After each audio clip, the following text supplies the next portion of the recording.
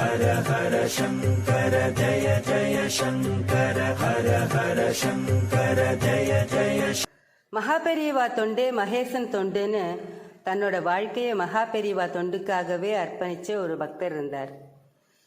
வயசான அம்மா, மனைவி, திருமணமாகாத ஒரு பெண், இதுதான் அவரோட குடும்பம். அவர் சின்ன சின்ன வேலைகள் செய்வார். அதில் கிடைக்கிற சொற்ப பணத்தில் தான் குடும்பம் நடத்திட்டு இருந்தார். 2-3 நாள் குடும்பம் நடத்துறதுக்கு தேவையான பணம் கிடைச்சிட்டா போகிறோம். அதை வீட்டில் கொடுத்துட்டு கால்நடையாகவே மடத்துக்கு வந்துடுவார். அதுக்கப்புறம் அவருக்கு வீட்டு ஞாபகம் கூட வராது. அவருக்கு கிடைச்ச சொற்ப பணத்தில் குடும்பம் நடத்துறதுக்கே கஷ்டப்பட்டு இருந்த அவரால் பொண்ணோட கல்யாணத்தை பற்றி நினச்சி கூட பார்க்க முடியல. ஒரு நாள் பொண்ணோட கல்யாண விஷயமா அவருக்கும் அவரோட மனைவிக்கும் வாக்குவாதம் வந்தது. நானும் எத்தனை நாளாக சொல்லின்னு இருக்கேன், நம்ம பொண்ணுக்கு கல்யாண வயசாயிடுத்து, இன்னும் நாளை தள்ளி போட்டுட்டே போனால் என்ன அர்த்தம்?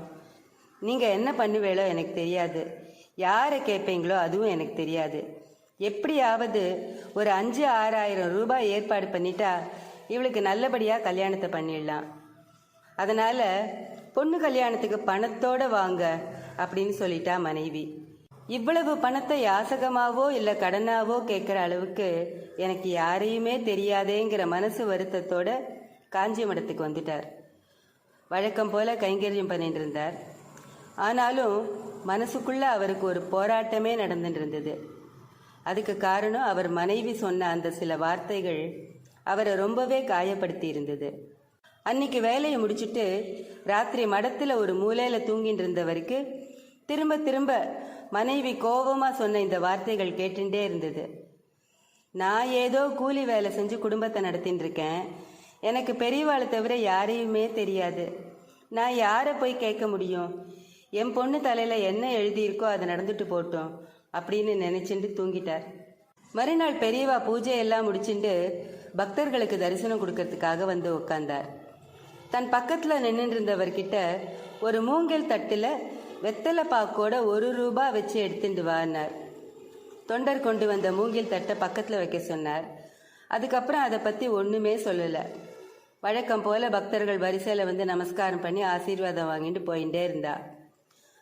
அதில் சில பக்தர்கள் பெரியவா வெத்தலை பாக்கோட 1 ரூபாய் நாணயம் வச்சிருந்த மூங்கில் தட்டில் அவளால் முடிஞ்ச காணிக்கையை வச்சுட்டு போனா. எல்லாரும் போனதுக்கப்புறம் பெரியவா வருத்தத்தோடு இருந்த இந்த பக்தரை கூப்பிட்டார். இதோ இந்த தட்டில் இருக்கிற எல்லாமே உனக்கு தான், எடுத்துட்டு போய் பொண்ணு கல்யாணத்தை நல்லபடியாக நடத்து. பொண்ணு கல்யாணத்துக்கு நீ கேட்ட தொகை அதில் சரியாக இருக்கான்னு எண்ணி பார்த்துக்கோ அப்படின்னார்.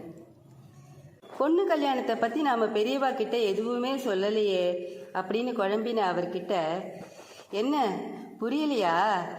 நேற்றுக்கு நீ மனசு பாரத்தோட தூங்கிட்ட, உன் பொண்ணு கல்யாணத்துக்கு எவ்வளவு பணம் தேவைப்படும்னு நான் கேட்டப்போ 1000 ரூபாயும் வேஷ்டி, கூரைப்புடவை, திருமாங்கல்யம் இருந்தா போரும்னு சொன்னியே, மறந்துட்டியா அப்படின்னு புன்னகையோடு கேட்டார். அப்போதான் ராத்திரி தவிப்போடு தூங்கினப்போ யாரோ, ஏன் இப்படி தவிக்கிற, உன் பிரச்சனையை தீர்க்க நான் இருக்கேன் அப்படின்னு ஆறுதலாக பேசினது ஞாபகத்துக்கு வந்தது.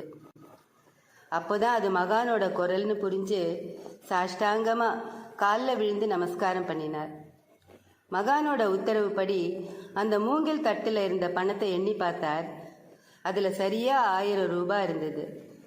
ஒரு பட்டு வேஷ்டி, கூரைப்புடவை, திருமாங்கல்யம் எல்லாமே இருந்தது. நீ கேட்டதோட 1 ரூபாய் சேர்த்து கொடுத்துருக்கேன், தாம்பூலத்தோடு சேர்த்து எடுத்துக்கோன்னார்.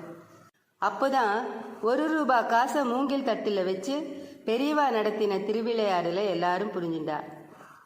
தன்னை நம்பின யாரையும் பெரியவா கைவிட்டதே இல்லை. அதனால் நம்ம பிரச்சனையை பற்றியே நினச்சிட்டு கவலைப்பட்டு இருக்காம கடவுளுக்கு தொண்டு செஞ்சுட்டு இருந்தா நம்ம பிரச்சனையை தன்னோட பிரச்சனையாக நினச்சி கடவுள் தீர்த்து வைப்பார்.